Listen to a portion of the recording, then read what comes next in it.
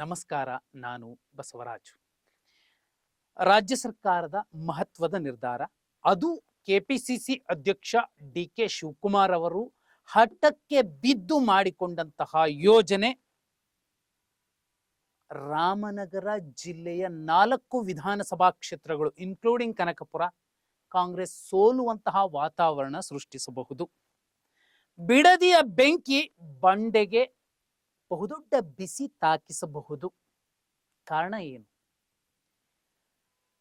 ಲಕ್ಷಾಂತರ ರೈತರ ಆಕ್ರೋಶದ ಧ್ವನಿಯ ವಿರುದ್ಧ ಡಿ ಕೆ ಶಿವಕುಮಾರ್ ಅವರ ಹಠ ನಿಂತು ಬಿಟ್ರೆ, ಮಾಜಿ ಪ್ರಧಾನಿ ದೇವೇಗೌಡರು ಮಾತಾಡ್ತಿದ್ದಾರೆ ಈ ವಿಚಾರ.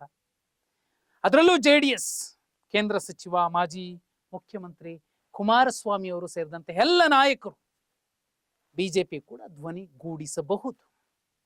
ಯಾವುದು ಯೋಜನೆ?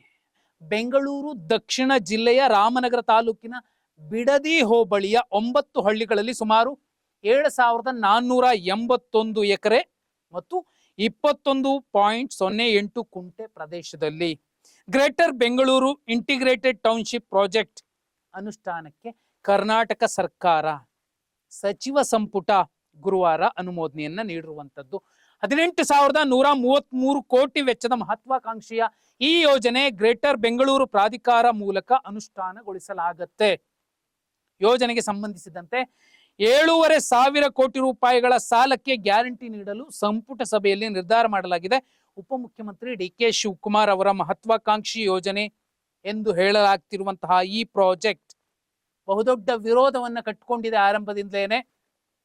ಇದೀಗ ಈ ಒಂದೇ ಪ್ರಾಜೆಕ್ಟ್ ಡಿ ಕೆ ಶಿವಕುಮಾರ್ ಅವರನ್ನ ಸೋಲಿಸಲೂಬಹುದು, ಸೋಲಿಸುವ ಸಾಧ್ಯತೆ ಹೆಚ್ಚು. ಫಸ್ಟ್ ಟೈಮ್ ಕನಕಪುರ ವಿಧಾನಸಭಾ ಕ್ಷೇತ್ರದ ಚುನಾವಣೆಯಲ್ಲಿ. ಯಾಕೆ? ಒಂದೊಂದೇ ಕಾರಣಗಳನ್ನ ನಿಮಗೆ ಹೇಳಬಹುದು. ಒಂದು, ಮಾರ್ಚ್ 12, 2025 ಹಲವು ವರ್ಷಗಳಿಂದ ರೈತರ ಜಮೀನುಗಳ ಮೇಲೆ ನೋಟಿಫಿಕೇಶನ್ ಇರೋದ್ರಿಂದ ಅವರು ಜಮೀನನ್ನ ಮಾರಾಟ ಮಾಡೋಕ್ಕೂ ಆಗ್ತಿಲ್ಲ ಅಥವಾ ಅಭಿವೃದ್ಧಿ ಪಡಿಸೋದಕ್ಕೂ ಆಗ್ತಿಲ್ಲ. ಅವ್ರದೇ ಜಮೀನು, ಆದ್ರೆ ಅವರು ತೆಪ್ಪಕ್ಕೆ ಕೂತಿರ್ಬೇಕು. ಸರ್ಕಾರ ರೈತರನ್ನ ಯಾವ ಮಟ್ಟಿಗೆ ಕಟ್ಟು ಹಾಕಿದೆ ಅಂದ್ರೆ, JDS ದೊಡ್ಡದೊಂದು ಹೋರಾಟ ಮಾಡ್ತು. ನಿಖಿಲ್ ಕುಮಾರಸ್ವಾಮಿ ಅವರು ಹೋರಾಟ ಮಾಡಿದ್ರು. ಕೇಂದ್ರ ಸಚಿವ ಕುಮಾರಸ್ವಾಮಿ ಅವರು ಆ ಹೋರಾಟಕ್ಕೆ ಬಹುದೊಡ್ಡ ಶಕ್ತಿಯನ್ನು ತುಂಬಿದ್ರು. 1 ಇಂಚು ಭೂಮಿ ಕೂಡ ಕೊಡೋದಿಲ್ಲ. ಯಾಕಂದ್ರೆ ಒಕ್ಕಲುತನ ಮಾಡುವಂತಹ ರೈತರ ಕರುಳಿಗೆ ಕೊಳ್ಳಿ ಇಡುವಂತಹ ಯೋಜನೆ ಬೇಡ ಅನ್ನೋದನ್ನ ದೇವೇಗೌಡರು ಕೂಡ ಹೇಳ್ತಾ ಬಂದಿರುವಂತದ್ದು. ಭೂಸ್ವಾಧೀನ ಪ್ರಕ್ರಿಯೆಯ ಅನಿಶ್ಚಿತತೆ ರೈತರನ್ನ ಅಕ್ಷರಶಃ ಕಣ್ಣೀರಿಡಿಸ್ತಿದೆ. ಒಂದು. ಎರಡನೇದು, ಮಾರುಕಟ್ಟೆ ದರದ ಪರಿಹಾರ ಕೊಡ್ತಾರಾ?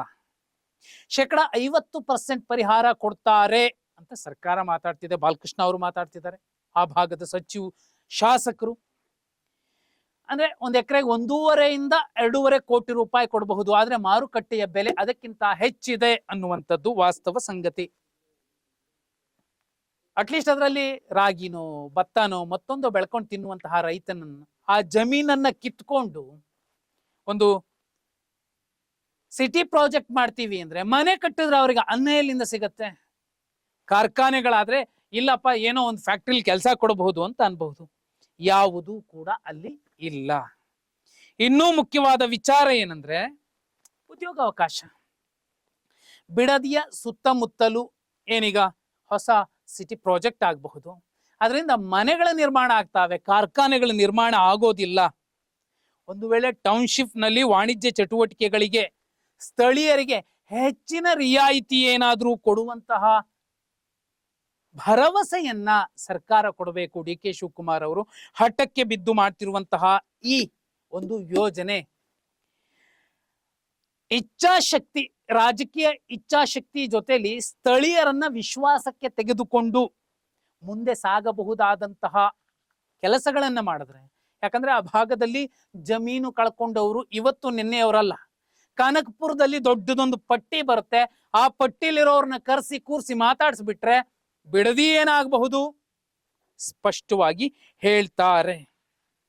ರೈತರ ಒಪ್ಪಿಗೆ ಸಿಕ್ಕಿಲ್ಲ, ಮತ್ತೆ ಅವೈಜ್ಞಾನಿಕ ಪರಿಹಾರವನ್ನು ಕೂಡ ವೈಜ್ಞಾನಿಕವಾಗಿ ಕೊಟ್ಟಿದ್ದಿದ್ರೆ ಏನೋ ಒಂದು ಮಾತಾಡ್ತಿದ್ರೇನೋ ನೋಡಿ ಈ ಭಾಗದಲ್ಲಿ ಅದರಲ್ಲೂ ಮುಖ್ಯವಾಗಿ ಬೈರಮಂಗಲ, ಬನ್ನಿಗಿರಿ, ಮಾಂಡ್ಲಹಳ್ಳಿ, ಹಂಚಿಪುರ ಕಾಲೋನಿ, ಮರಿಗೌಡನ್ ದೊಡ್ಡಿ, ಕೋಡಹಳ್ಳಿ, ಕೆಂಪಶೆಟ್ಟಿ ದೊಡ್ಡಿ, ಚಿಕ್ಕಬೈರಮಂಗಲ, ಇದಲ್ಲದೆ ಕೆಂಪೈನ್ ಪಾಳ್ಯ, ಕೆಜಿ ಗೊಲ್ಲರಪಾಳ್ಯ, ಹರಳಸಂದ್ರ, ಹೊಸೂರು, ತಾಯಪ್ಪನ್ ದೊಡ್ಡಿ, ಮಂಗನಹಳ್ಳಿ, ಸಿದ್ದೈನ್ ದೊಡ್ಡಿ, ಅಂಗಾರಪಾಳ್ಯ, ಕೋಡಿ, ದೊಡ್ಡಿಪಾಳ್ಯ, ನಂಜೇಗೌಡನ್ ದೊಡ್ಡಿ, ಗೊಲ್ಲಹಳ್ಳಿ, ಕಾರಿಕಲ್ ದೊಡ್ಡಿ, ಹೀಗೆ ಸಾಕಷ್ಟು ಹಳ್ಳಿಯ ರೈತರು ಇವತ್ತು, ಯಾಕಂದ್ರೆ ಅಲ್ಲಿ ಭೂತಾಯಿಯನ್ನ ನೆಚ್ಕೊಂಡು ಜೀವನ ಮಾಡ್ತಿದ್ದಂಥವ್ರು.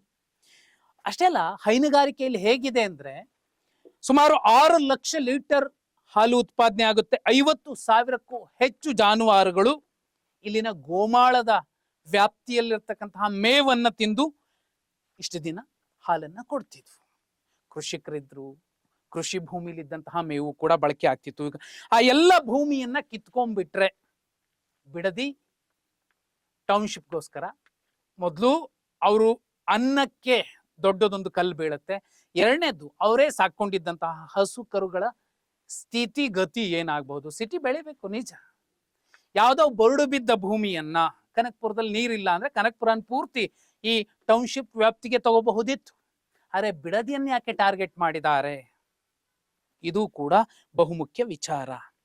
ಇನ್ನೂ ಇಂಪಾರ್ಟೆಂಟ್ ಅಂದ್ರೆ ಇವರ ರಿಯಲ್ ಎಸ್ಟೇಟ್ ದಂಧೆಗಳು ಉದ್ಧಾರ ಮಾಡ್ಕೊಳ್ಳಿಕ್ಕೋಸ್ಕರ ರಾಮನಗರ, ಬಿಡದಿ ಭಾಗದಲ್ಲಿ ಆಸ್ತಿ ಮೌಲ್ಯವನ್ನ ಹೆಚ್ಚಿಸಿಕೊಳ್ಳೋದಕ್ಕೋಸ್ಕರ ಈ ಭಾಗದ ಜನರ ಆರ್ಥಿಕ ಪರಿಸ್ಥಿತಿ ಎಲ್ಲರದ್ದು ಸುಧಾರಣೆ ಆದ್ರೆ ಪರವಾಗಿಲ್ಲ. ಈಗಾಗಲೇ ಯಾರೆಲ್ಲ ಕಬಳಿಸ್ಕೊಂಡು ರಿಯಲ್ ಎಸ್ಟೇಟ್ ದಂಧೆಗೋಸ್ಕರ ಲ್ಯಾಂಡ್ ಬ್ಯಾಂಕಿಂಗ್ ಮಾಡ್ಕೊಂಡಿದ್ದಾರೆ, ಅವರನ್ನ ಉದ್ಧಾರ ಮಾಡ್ಲಿಕ್ಕೋಸ್ಕರ ಈ ಟೌನ್ಶಿಪ್ ಬರ್ತಿದ್ಯಾ? ರೈತರೇ ಹೇಳ್ತಿದ್ದಾರೆ, ನಾವು ದುಡ್ಕೊಂಡ್ ತಿನ್ನೋ ಜನ, ನಮ್ಮ ಭೂಮಿ ಕಿತ್ಕೋಬೇಡಿ ಅಂತ. ಇಂತಹ ಸಂದರ್ಭದಲ್ಲಿ ಒಂದು ವೈಜ್ಞಾನಿಕ ಪರಿಹಾರ ಇಲ್ಲ, ರೈತರ ಒಪ್ಪಿಗೆ ಇಲ್ಲ, ಅವೈಜ್ಞಾನಿಕ ಅನ್ನೋ ರೀತಿಯಲ್ಲಿ ಯೋಜನೆ ಕಾಣ್ತಿರುವಂಥದ್ದು. ಅದು ಮಾಗಡಿ ಇರಬಹುದು, ಚನ್ನಪಟ್ಟಣ ಇರಬಹುದು, ರಾಮನಗರ ಇರಬಹುದು, ಕನಕಪುರ ಇರಬಹುದು, 4 ವಿಧಾನಸಭಾ ಕ್ಷೇತ್ರದ ವ್ಯಾಪ್ತಿಯಲ್ಲಿ ಬಹುದೊಡ್ಡ ಚರ್ಚಿತ ವಿಚಾರ ಆಗತ್ತೆ.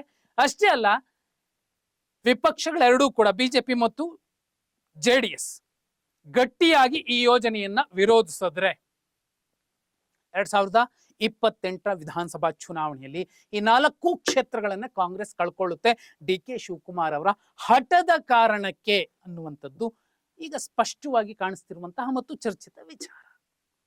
ಇಲ್ಲಿ ಬಿಜೆಪಿ ಅಥವಾ JDS ರಾಜಕೀಯ ಕಾರಣಕ್ಕೆ ಈ ಯೋಜನೆಯನ್ನ ವಿರೋಧಿಸ್ತಿದೆ ಅನ್ನೋದನ್ನ ಒಪ್ಪಿದ್ರೂ ಕೂಡ ವಾಸ್ತವದಲ್ಲಿ ರೈತರ ವಿರೋಧ ಇದೆಯಲ್ಲ, ದೇವೇಗೌಡರು ಇಲ್ಲೂ ಕೂಡ ಧರಣಿ ಕೂರಬಹುದು.